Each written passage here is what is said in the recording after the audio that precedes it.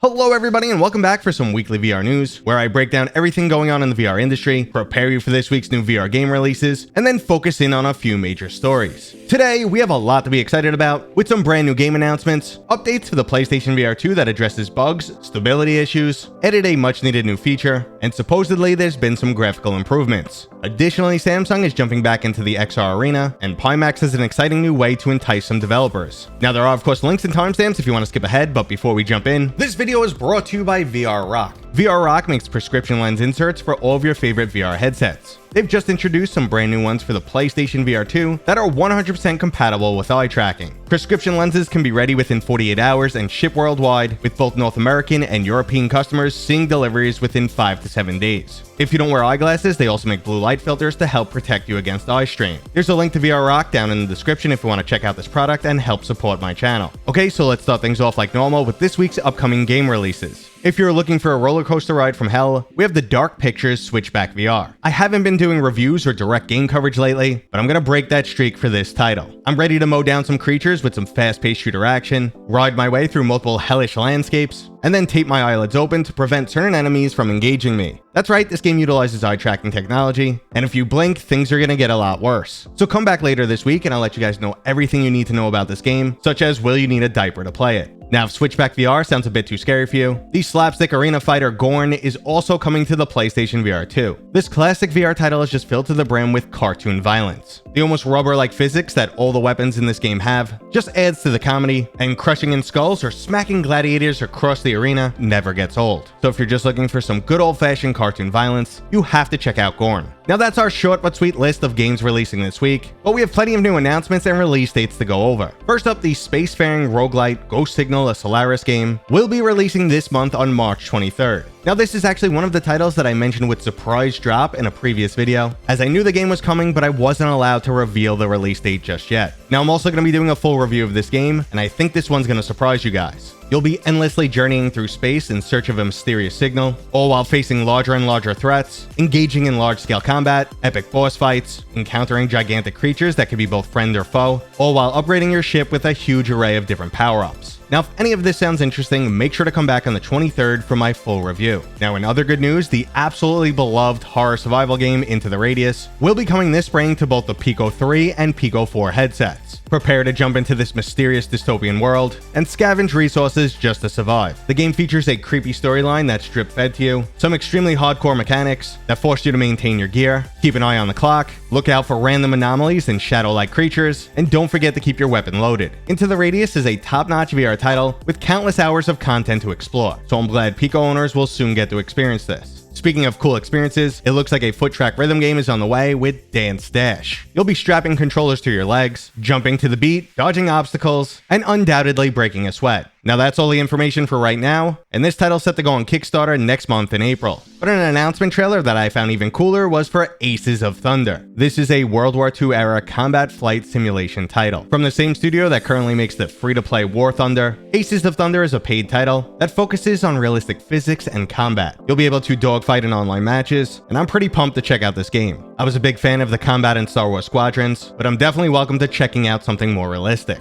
And we got even more good news last week, as the highly anticipated Blade Runner-inspired title Lo-Fi will officially be releasing this year. It'll be playable on both VR and flat screen, and releasing on both the PlayStation 5 and PC. This is a dystopian futuristic world where the majority of the population has joined a virtual reality simulation. However, the Lo-Fi has been left behind as they're unable to merge with the simulation, and they now live in the crime-ridden physical world that you'll be policing. It's an awesome concept filled with high-quality visuals, non-linear progression, and plenty of choices to make. Now, if you can't wait to experience this game, you can purchase a beta version, which is available on itch.io, but I've been patiently waiting for that full release. Now, another title that I'm excited to see get a release date is Firmament. Now, this is from the same studio that gave us the classic adventure puzzle title Myst and Riven, and on May 18th, we'll get their brand new experience. You can expect to traverse gorgeous environments and encounter head-scratching puzzles, which is a combination that works extremely well in VR. Similar to Lo-Fi, this is another title that originally started with a Kickstarter, has been in development for years, and you can experience in either flat or VR modes. It's originally releasing for both PC and Mac, but will be available on the PlayStation 4, PlayStation 5, and PSVR2 at a later date. Now this is almost likely coincidental timing, but it's really nice to see VR titles focusing on more powerful platforms these days, rather than everything being a Quest 2 release. Now the social application Rec Room is also changing things up, and they just had their first ever virtual concert, which was a free 2-day event which featured multiple different artists performing, and there was also exclusive in-game merchandise up for sale. Now I can't truly say I'm interested in attending a virtual festival, but I love seeing Rec Room expand and try new things. And many times it looks like Rec Room is the game Horizon Worlds wants to be. So kudos to them and keep up the good work.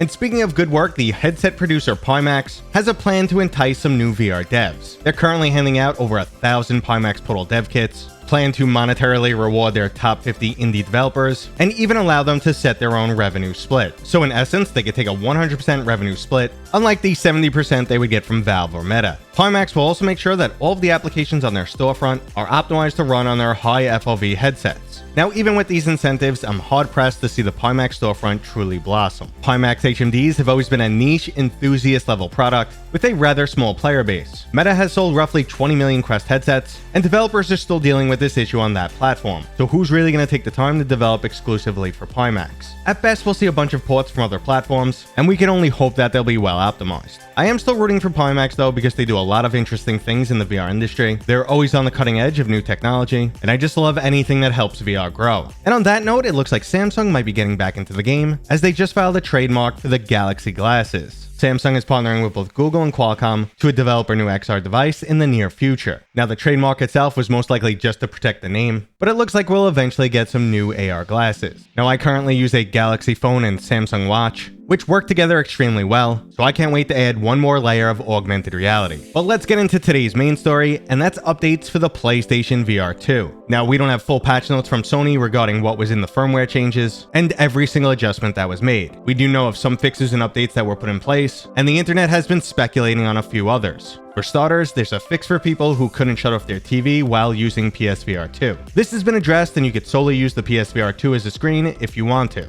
Additionally, there's some stability updates for the PSVR 2 controllers, as multiple users had previously reported issues with them. So if your controllers weren't working, or you're afraid to order a PSVR 2 because you might get one where the controllers are broken, all of this should now be alleviated. Additionally, we're finally getting the ability to wirelessly update our controllers. My PlayStation 5 is held in an entertainment center in the wall, so it's not the easiest to get to those USB ports, so I'm extremely grateful for this update. Now, what might be even better in this update is the alleged graphic quality improvements. Some users have claimed that after this update, they're seeing significantly better graphic quality in both Horizon Call of the Mountain and Gran Turismo 7. Now, obviously, this has fueled quite a debate online, and people have gone as far as saying the Mora is gone, there's no more reprojection issues, and basically the headset's now 100% perfect. This is beyond unlikely, as many of the graphical artifacts that users are experiencing do come from the hardware itself. You can't change the pixel array with a software update, so there's most likely some placebo effect going on. Now, I'm personally not seeing a real difference, but I'm not sure I'd be able to detect a small difference unless I could compare both side by side. Generally, you adjust to any of the issues, and their overall impact becomes less and less. So having to rely on my memory of what something looked like in the past isn't really going to cut it here. But others are stating that the update has been to the foveated rendering itself. It's possible they made adjustments to the resolution radius, spreading out the area of higher resolution, or maybe they just tweaked it in some other manner that's helping give better edge-to-edge clarity. Again though, I'm not really noticing any difference, but I constantly switch between 4 different headsets, and I've slowly become more and more forgiving of each one's faults. But I'd love to hear what you guys think. Do you have a PlayStation VR 2 and have you noticed any changes since the recent update? Let me know down in the comments right now. And that was today's video, brought to you by my dad, Mateo311. If you enjoyed it, please go ahead and give it a thumbs up. And if you're new here, Consider subscribing. consider Consider subscribing. consider subscribing. Consider subscribing. Consider subscribing. We'll see you guys on next time. We'll see you guys on next time.